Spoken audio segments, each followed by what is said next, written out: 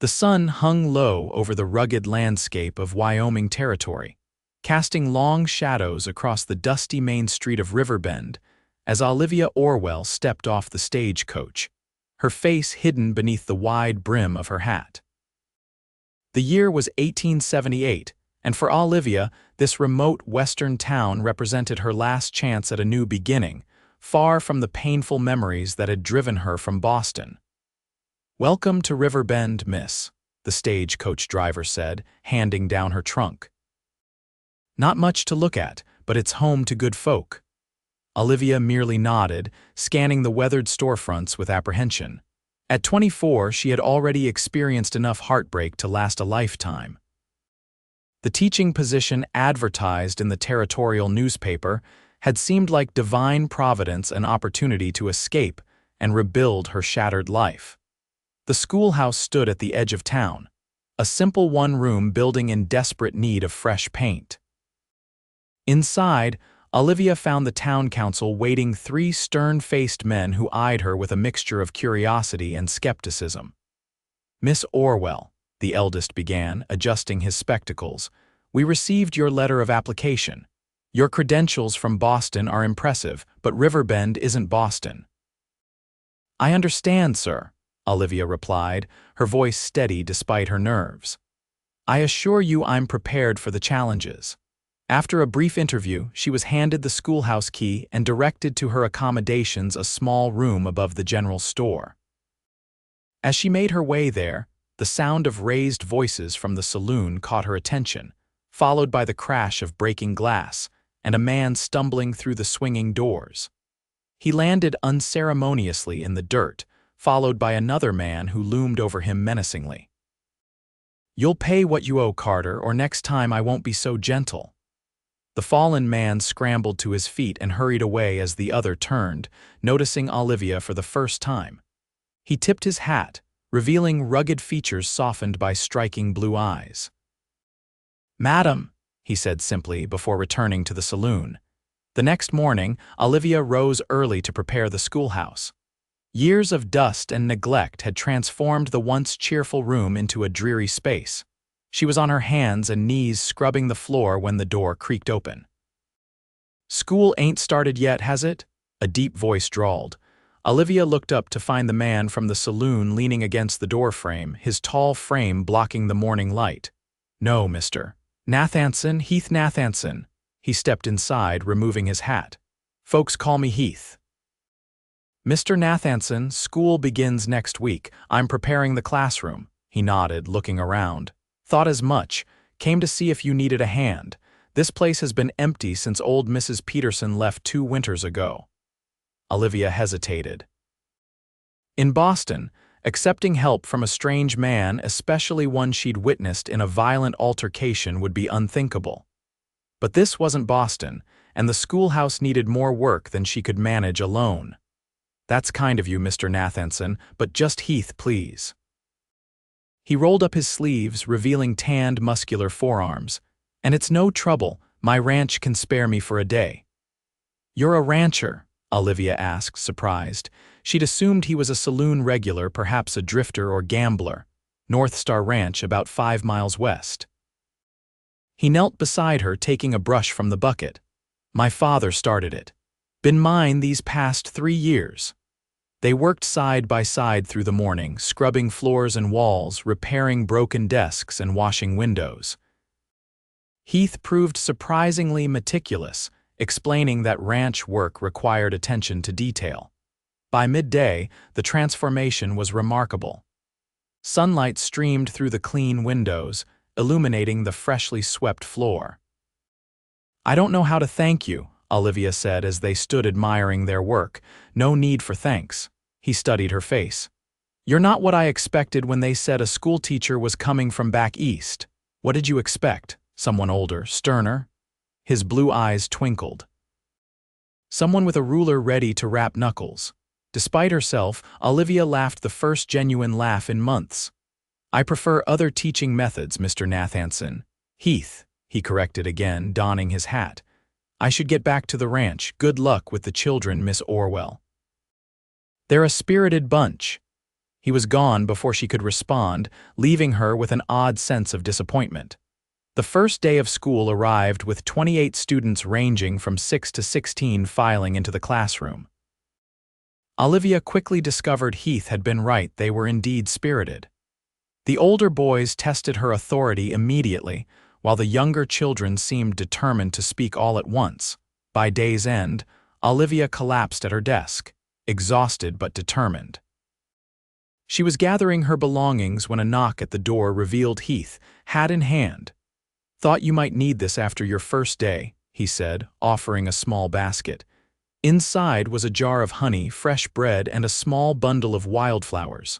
"That's very thoughtful," Olivia managed, touched by the gesture. "Mind if I walk you home? These streets can get rowdy when the cattle drives come through." Olivia hesitated only briefly before accepting. As they walked, Heath pointed out the town's landmarks and introduced her to shopkeepers closing for the evening. "Everyone seems to know you," Olivia observed. "Small town," he replied. "Been here all my life except for a few years when I went east for schooling." "You studied back east?" She couldn't hide her surprise. "Pennsylvania. My father insisted, said a modern rancher needs book learning alongside practical skills." He smiled at her expression. "Did I just upset your notion of what a cowboy should be?" "Perhaps," she admitted. "I'm learning there's much about the West I don't understand." At her door, Heath tipped his hat. "Miss Orwell, there's a town social Saturday evening. Would you consider attending? Might help you get acquainted with everyone." The invitation triggered painful memories of another social, another man, Jonathan, whose betrayal had driven her west. "I don't think, just a suggestion," Heath said quickly, noting her discomfort. "No obligation." After he left, Olivia berated herself for her reaction. Jonathan was 3,000 miles away. This was her new life, and isolating herself wouldn't help establish roots in Riverbend. Saturday evening found her in her best dress, a modest blue gown that complemented her auburn hair. The social was held in the town hall, transformed with lanterns and bunting. Farmers, ranchers, and townspeople filled the space, while a small band played lively tunes. Olivia was immediately surrounded by mothers eager to meet their children's teacher, followed by young men hoping for a dance. She declined the latter politely, claiming unfamiliarity with Western dances. She was watching the dancers when Heath appeared at her side, resplendent in a clean shirt and vest, his usually unruly brown hair tamed. "Evening, Miss Orwell. You look lovely." "Thank you, Mr. Nathanson." "Still not Heath," she smiled despite herself. "Perhaps in time. Fair enough. Would you care to dance? I promise it's not so different from Eastern dances." Before she could refuse, a commotion erupted near the refreshment table. A red-faced man stumbled toward them, clearly intoxicated. "There she is," he slurred. "The fancy new schoolteacher, too good for the likes of us, ain't you?" Heath stepped forward. "That's enough, Garrett, you've had too much to drink." The man sneered.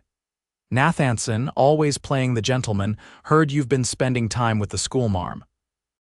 "What would Sarah think of that?" Olivia saw Heath stiffen, his jaw clenching. Before he could respond, the sheriff intervened, escorting the drunken man outside. "I'm sorry about that," Heath said, his expression troubled. "Who is Sarah?" Olivia asked quietly, then immediately regretted her forwardness. "I apologize, it's none of my business." "No, it's all right." Heath guided her toward a quieter corner. "Sarah was my wife. She died 3 years ago, childbed fever." Olivia's hand flew to her mouth. "I'm so sorry." "It was a difficult time," he acknowledged. "The baby, too. Some folks think I should still be in mourning, while others think I should have remarried already. Small town opinions." He smiled ruefully. "What about you? Is there someone back east?" The question pierced her carefully constructed defenses. There was. It ended badly. Heath didn't press for details, for which she was grateful. The following weeks established a rhythm. Olivia taught during the day and prepared lessons in the evenings.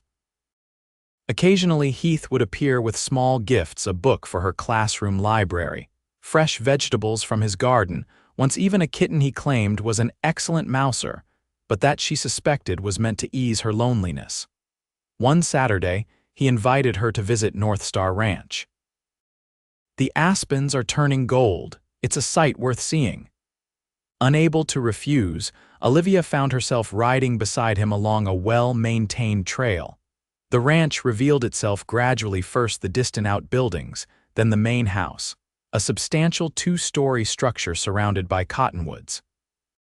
"It's beautiful," she breathed as they dismounted. "My father built it for my mother, said a proper lady deserved a proper home." Inside, the house combined frontier practicality with unexpected touches of elegance, paintings on the walls, well-crafted furniture, and bookshelves filled with volumes. "You have more books than I do," Olivia remarked. "My father believed education was the foundation of a good life. My mother taught me to read before I could ride." He showed her around the house, ending at the kitchen where a feast awaited them. "You cooked all this?" she asked, incredulous at the spread.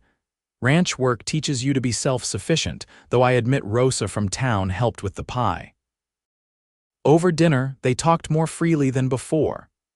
Heath described his childhood on the ranch, his education in Pennsylvania, meeting Sarah at a church social upon his return, their brief marriage. "After I lost her, I threw myself into expanding the ranch," he explained. It was easier than facing an empty house. Olivia found herself sharing more than she intended: her sheltered Boston upbringing, her decision to become a teacher, and finally, haltingly, the betrayal that had sent her west. "Jonathan and I were engaged," she explained. 2 weeks before the wedding, I discovered he'd been involved with my cousin. They'd been carrying on for months, laughing at my naivete behind my back." Heath's expression darkened. "He sounds like a man who deserves a meeting with the business end of a bullwhip." The comment startled a laugh from Olivia. "Perhaps, but in the end I'm grateful. If not for his betrayal, I might never have found the courage to leave Boston. I might never have come here." Their eyes met across the table, and Olivia felt a flutter in her chest she hadn't experienced since before Jonathan's betrayal. It frightened her. Autumn progressed into winter. The first snowfall transformed Riverbend into a wonderland that delighted Olivia's students but complicated travel. When Heath didn't appear in town for over a week, she found herself watching the road with growing concern. "Mr. Nathanson's probably just busy with winter preparations," Mrs. Thompson from the general store assured her. "Ranching doesn't stop for snow." Relief flooded Olivia when Heath finally rode into town, though she tried to hide it when he visited the schoolhouse after classes. "Missed me?" he teased, shaking snow from his coat. "The children were asking about you," she deflected. "Tommy was concerned about your cattle. Just Tommy." His smile was knowing. Olivia busied herself arranging books. "It would have been inconsiderate to disappear without a word if something had happened to you." "Something like what? Freezing in a blizzard, attacked by wolves, kidnapped by bandits?" His eyes danced with amusement. "It isn't funny, Heath." The use of his first name slipped out unintentionally. His smile softened. "So I'm Heath now. You were right, it's a small town. Formality seems excessive after all this time." "In that case, Olivia," he said, testing her name, "would you join me for Christmas dinner at the ranch? It's still 2 weeks away, so you have time to consider." Christmas at Northstar Ranch exceeded Olivia's expectations. The house was decorated with pine boughs and red ribbons, a fire roared in the hearth, and the scent of roasting turkey filled the air. Heath had invited several ranch hands with no family nearby, creating a festive atmosphere. After dinner, while the others played cards, Heath led Olivia to the study. "I have something for you," he said, retrieving a package from his desk. Inside was a delicate silver locket. "Heath, I can't accept this, it's too much." "It was my mother's," he explained. "I'd like you to have it." "Open it." Inside was a small dried wildflower. "From the first bouquet I brought you," he said softly. "I kept one." The gesture overwhelmed her. No one had ever shown such thoughtfulness, such attention to the small details that made up her life. "Thank you," she whispered, allowing him to clasp it around her neck. his fingers brushing her skin. Later, as they stood on the porch watching snow fall in the moonlight, Heath turned to her. "Olivia, these past months have been the happiest I've known in years. I find myself thinking of you constantly." Panic fluttered in her chest. "Heath, please, I'm not asking anything of you," he assured her. "I just wanted you to know how I feel. When you're ready, if you're ever ready, I'll be here." The winter months passed with Heath respecting her unspoken boundaries, never pressuring but remaining a steady presence. They shared meals, attended town functions together, and spent evenings by her fire discussing books or school matters. When spring arrived, turning the prairie green and filling the air with the scent of wildflowers, Heath invited Olivia for a picnic in a meadow near the river. "This is my favorite spot on the ranch," he told her as they spread a blanket beneath a cottonwood. "My father proposed to my mother here."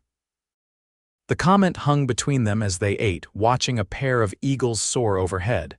Finally, Heath broke the silence. "Olivia, I've been patient. I've given you space and time, but I need to know, do you have feelings for me at all?" The question she'd been dreading. Looking into his earnest blue eyes, Olivia couldn't lie. "Yes," she admitted, "but Heath, I'm afraid." "Of what?" "Of being hurt again, of trusting and being betrayed. I'm not Jonathan, I know that, but—" She struggled to articulate her fear. "I've built a life here.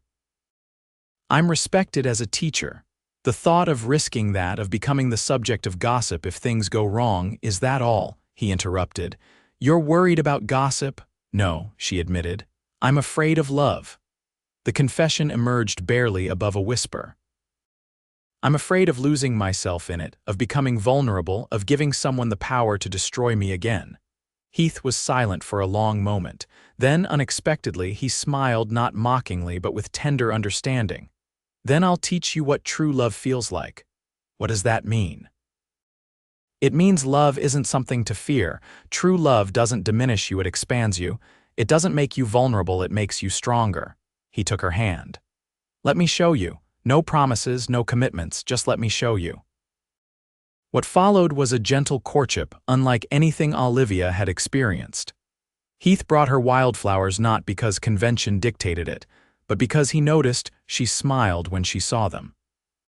He listened when she spoke of her dreams for the school, offering practical suggestions rather than dismissing them as Jonathan had.